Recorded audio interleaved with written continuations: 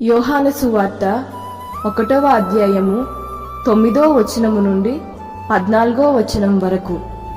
నిజమైన వెలుగు ఉండెను, అది లోకములోనికి వచ్చుచు ప్రతి మనుష్యుని వెలిగించుచున్నది.